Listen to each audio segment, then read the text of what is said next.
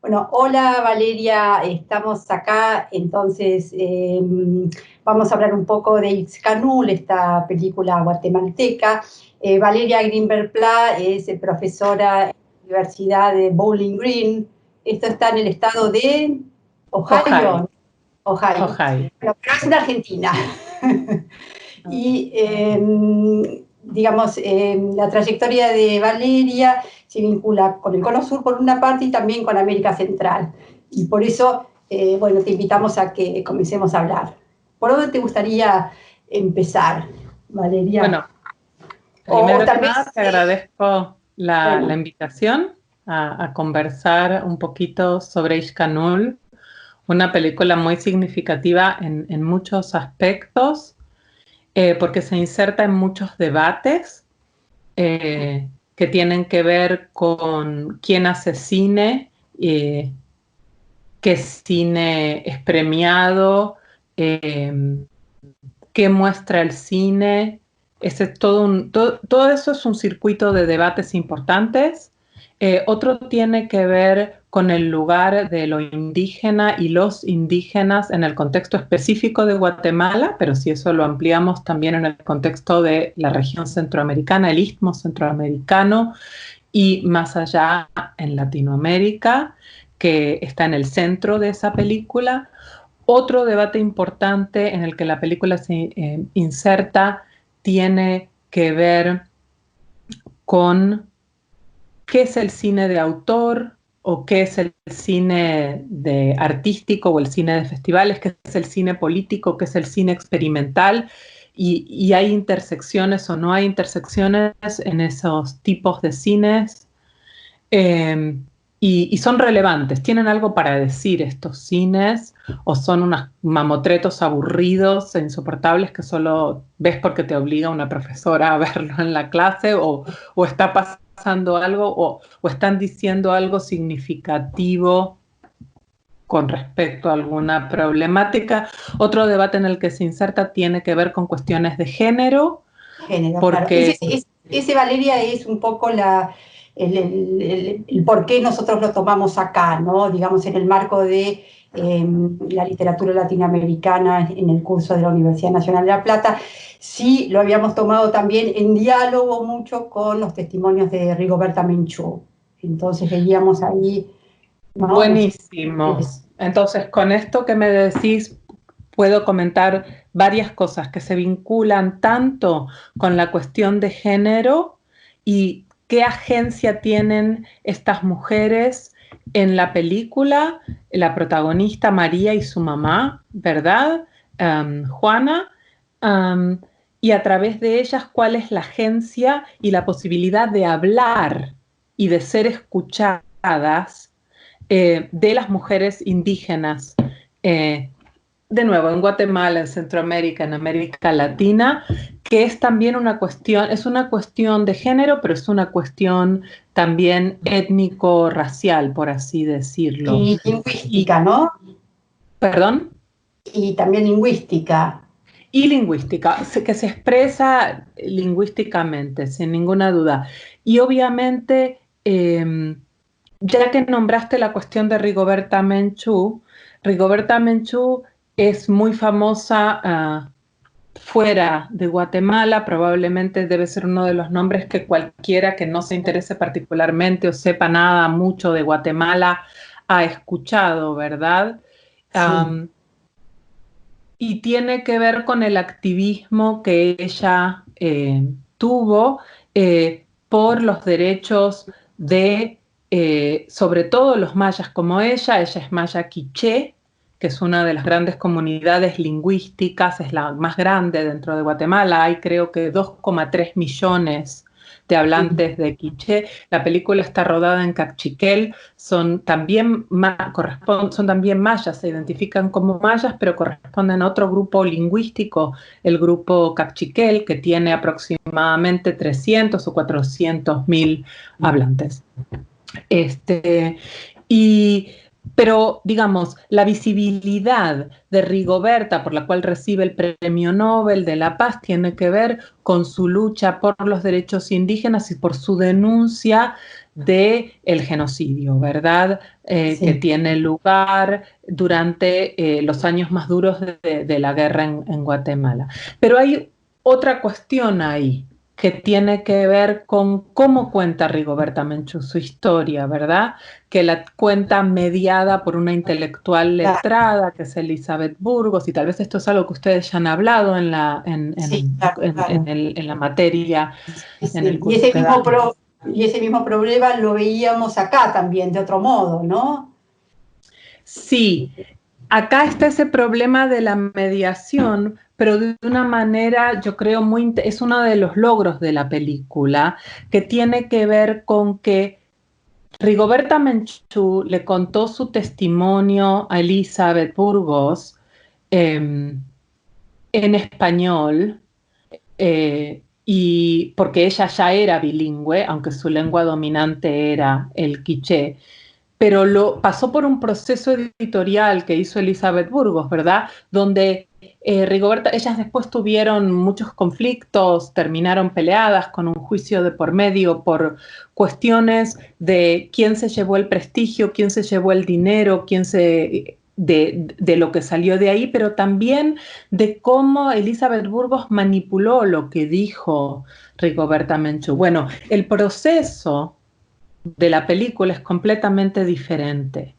Por ejemplo, hay una decisión política de hacer la película enteramente en cachiquel y no doblarla, y poner al hispanoparlante, que por lo menos en el contexto de América Latina y en un país como Guatemala, el que es hispanoparlante, y en el sentido de que el español es o el castellano es su primera lengua, te pone en la situación de desempoderamiento, porque vos ahí sos, yo ahí, digamos, yo no hablo ninguna lengua indígena, yo soy la que no entiendo, yo soy la que dependo del subtítulo, yo soy la que tengo que estar inmersa en esa lengua.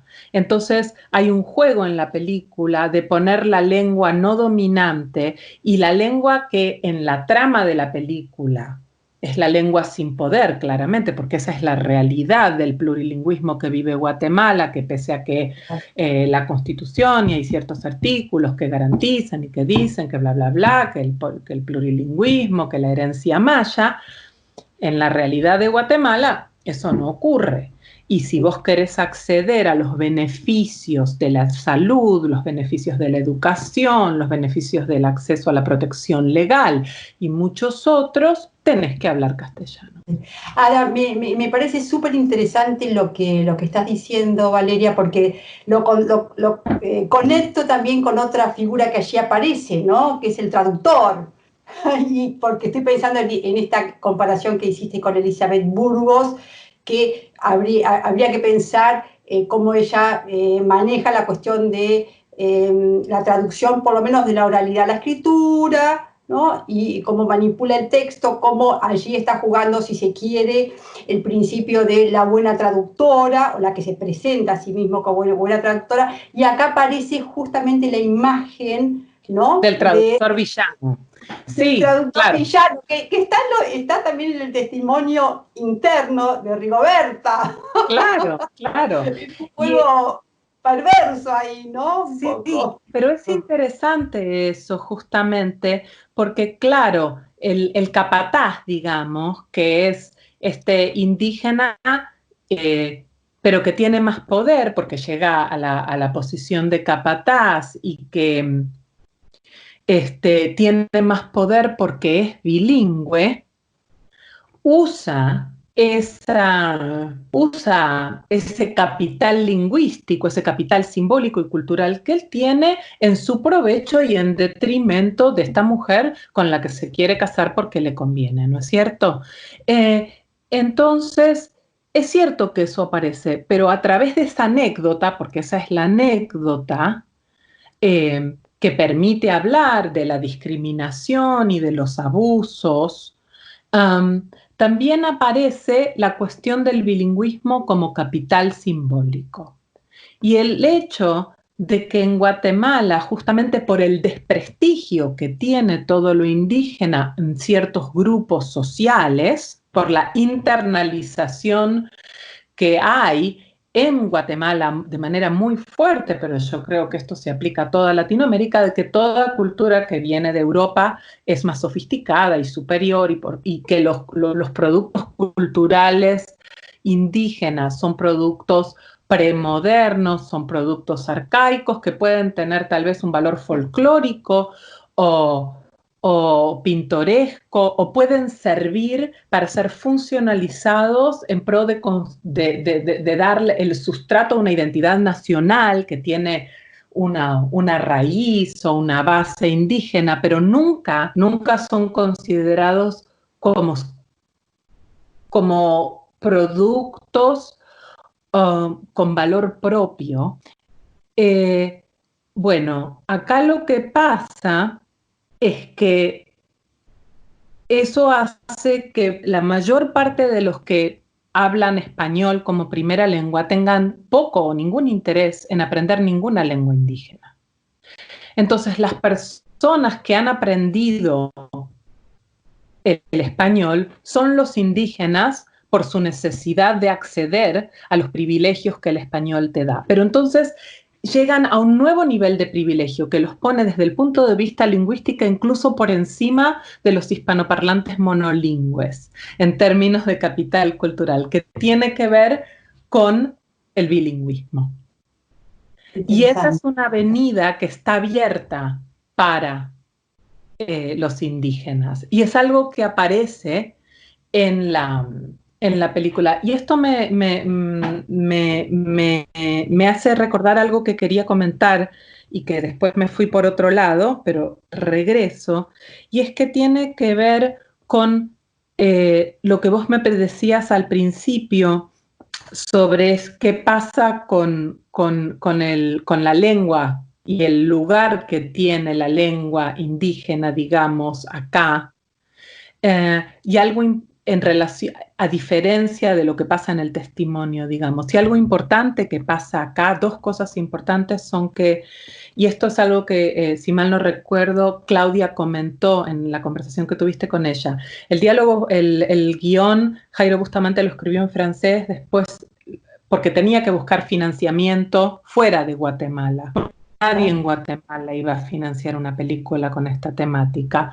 Él consigue esa plata, entonces tiene que escribirlo primero en francés, pero después lo traduce al castellano. Y después eso, alguien lo traduce al cachiquel. Una vez que está traducido al cachiquel, ese no fue el guión final. Él dio ese guión a los actores para que lo hablaran. Y cada actor, cada actriz lo adaptó a su forma de hablar.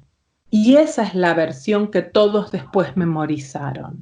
Es decir, hay un trabajo colectivo de apropiación de ese guión, que sí, originalmente fue escrito por Jairo, pero que realmente fue apropiado por los actores, modificado, donde ellos tienen un tipo de agencia cultural y lingüística importante, porque transformaron ese guión en un guión colectivo.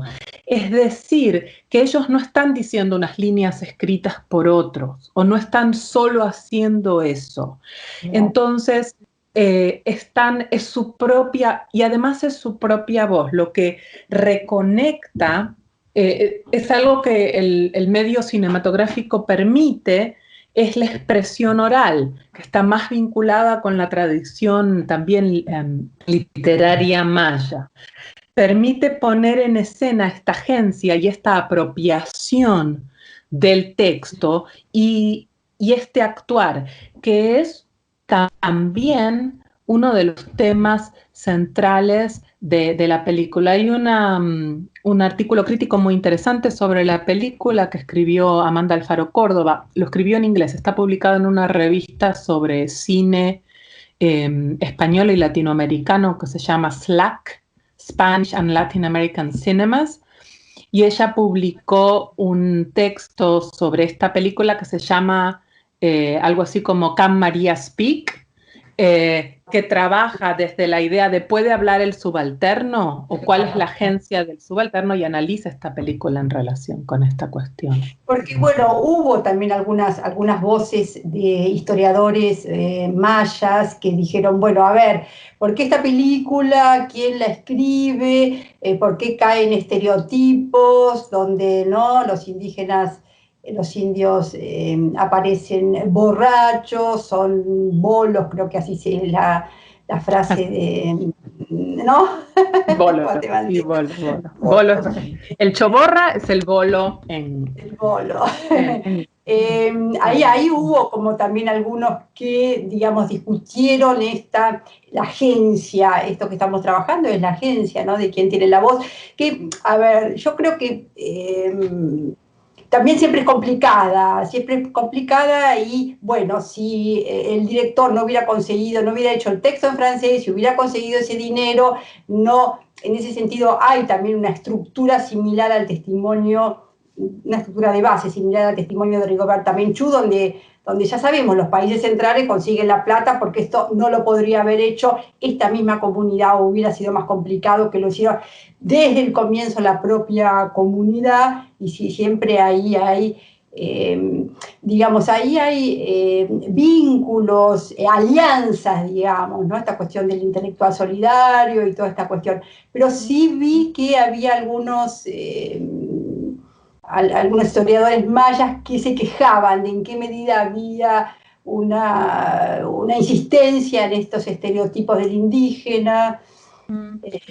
A mí justamente no me parece, es mi visión de la película, que Jairo haya incurrido en una, sí, una simplificación o esquematización de los personajes como representantes de todos los indígenas, o que haya incurrido en generalizaciones, estetizándolos, son todos buenos o son todos oprimidos. Digamos, creo que muestra muy bien la película la opresión real, difícil de sortear. De hecho, la película narra un fracaso, pero en ese fracaso hay una agencia. Te muestra esta pareja madre-hija, que son personas con bastante fuerza y con posibilidad de agencia y de solidaridad entre ellas, tienen un vínculo muy fuerte, y en esas estructuras patriarcales, racistas, en las que pervive la colonialidad del poder y que las restringe enormemente, ellas tienen mucha agencia y hay mucho humor en eso. Y creo que esto es así justamente porque las actrices y sobre todo María Telón, que es la que hace de Juana, la madre, ella es actriz, ha participado en otras películas, por ejemplo en Polvo de Julio Hernández Cordón, han contribuido a la creación de los personajes, han contribuido a la creación de los textos. No es la película, pese a que Jairo no es un indígena, creo que él tampoco es un llamado intelectual comprometido. Él no está tratando de decir algo sobre los indígenas. Él está contando una historia y en el armado de esa historia, que se basa en una idea de él, de un cine de autor, digamos, hay un trabajo colectivo en el guión, y hay un escuchar a los actores y las actrices con las que trabaja.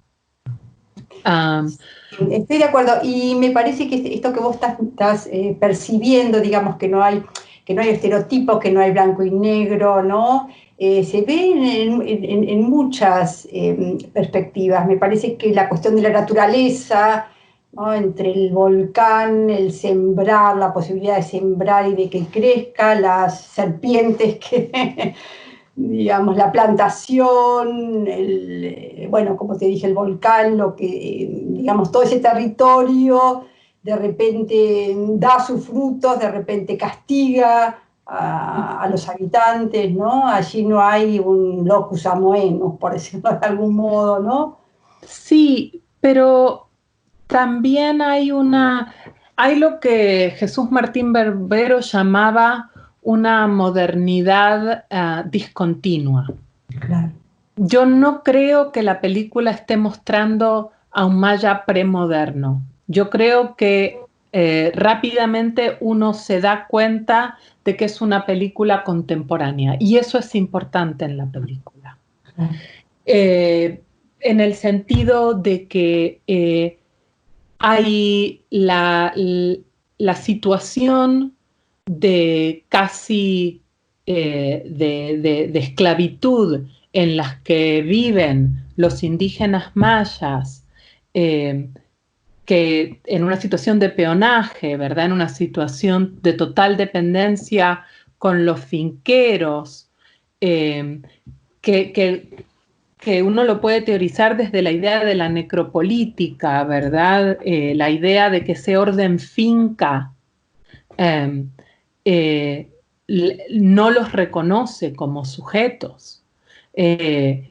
Bueno, eso existe, pero eso es parte de del particular modo en el cual Guatemala se modernizó y se convirtió en un Estado-nación. No es solo una herencia de la época colonial. El Estado Nacional...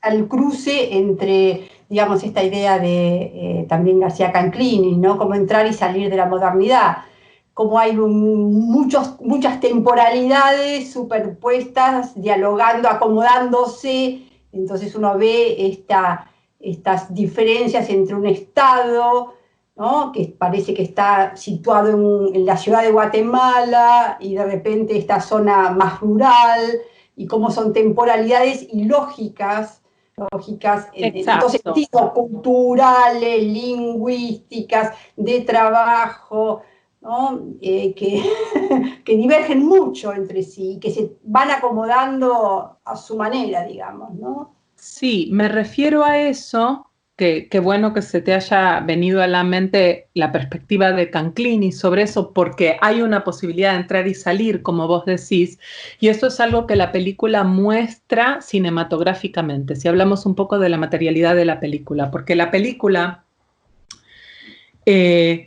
empieza, digamos, y termina en el espacio íntimo y privado donde la madre prepara a la hija, digamos, para el ritual, que eso remite a la temporalidad no moderna, cíclica, que tiene que ver, por un lado, con la cosmovisión maya de las cosechas y de lo cíclico y de lo que se repite, pero también tiene que ver con este tiempo estancado del que no han podido romper con las estructuras racistas y coloniales de opresión que perviven.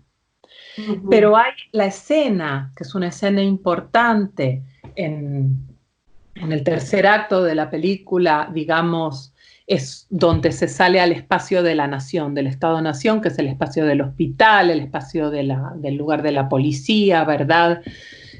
Pero la escena, digamos, que da paso a eso, que es cuando María trata de ir atrás de Pepe, que se fue y no lo logra alcanzar, e Ignacio la recoge, lo que vemos ahí es un plano general, vemos la ruta. Y ese plano general de la ruta, esa ruta es de alguna manera una metonimia de lo que significa la modernización, el progreso a través de la construcción de caminos, de la construcción de ferrocarriles, pero también de la vinculación de estos espacios de producción rural con los centros de poder. Y eso está bien articulado cinematográficamente, esa conexión. Y obviamente solo el capataz es el que tiene auto, es el que tiene la camioneta y el que puede entrar y salir con facilidad de esos espacios. Claro. Y el que no deja a María, ¿no? Que transite la levanta, ahí, siguiendo Sí, tu metáfora. claro, Y que la no, lleva, no y la lleva a su permite, lugar de origen. Está exacto. bueno, está muy bien. Pero a lo que yo me refería también es a que en digamos, los estados latinoamericanos, y esto aplica perfectamente a Argentina o a Chile en relación con los mapuche y otros grupos indígenas, el Estado, el discurso del Estado Nacional, dice que los colonizadores eran los malos, ellos son los que esclavizaron a los indígenas, ellos son los que los forzaron a abandonar su religión y aprender el castellano. Los malos eran los españoles, nosotros no. En Guatemala, la construcción de la nación guatemalteca como Estado independiente y liberal, republicano, eh, es posible porque incorpora al indígena como mano de obra, como brazo, y no como ciudadano con igual derecho. Y esto es a través de estas fincas de trabajo. En 1933, la ley de vagancia de Ubico, que era el dictador del momento, obligaba a cualquier indígena sin tierra, que eran todos porque se las habían sacado, y sin trabajo, que de nuevo eran todos, a trabajar gratis en las fincas de café o de cardamomo y en la construcción de caminos. Por eso te digo que esta toma del camino es fundamental. Es parte de la misma lógica. Sí, muy, muy buena esa metáfora, porque entonces esas carreteras fueron hechas por estos campesinos indígenas esclavizados, pero los que van, los que las transitan en las camionetas son los otros, otros. son los otros. Y es la ley de vagancia, o sea, porque responde al imaginario del indio como vago, Como ¿no? vago, claro, sí. Y ellos son los que construyen la nación, el Estado-nación, es a costa de ellos que la producción capitalista, es decir, el monocultivo a gran escala para exportación del café y del cardamomo y después del banano, son posibles gracias a esa mano de obra semiesclava. Eso es lo que mantiene, ese es el sustento de la nación moderna. Sí, tremendo, tremendo. No es un resquicio antiguo que quedó ahí en un rinconcito, es lo que la sostiene. Y eso es algo diferente. Claro, tal cual, tal cual. Es el capitalismo. Es el modelo del capitalismo. Ajá. El modo guatemalteco y latinoamericano del Sí. capitalismo. Bueno, Y vos Valeria, dijiste que... sí, decime. No, No, no, no, no. sí, ya estamos, ya Tenemos estamos. 5 minutos. No, tenemos 5 minutos más. Dale, No, vos contame. dijiste que te interesaban cuestiones que tenían que ver con lo testimonial, lo político, el momento político y con cuestiones de género, ¿no es cierto? Sí, sí. A mí algo que me parece maravilloso de esa película en términos de género es el goce de María, porque la escena de la masturbación de ella con el árbol es una escena fantástica. Increíble, increíble, sí. Inesperada, ¿no? ¿Inesperada por quién? No, cuando uno la ve, dice, porque ella viene con una cuestión muy, muy de que ese deseo nunca se expresa y de repente se expresa en soledad, ¿no? Si uno hasta ese momento no le daba capacidad de goce, por decirlo de algún modo. Y ahí Bueno, uno es descubre interesante eso que decís, con que vos otra no le dabas María, capacidad de goce. Yo no sé, porque no la veía muy, muy la veías golpeada. como muy apocada.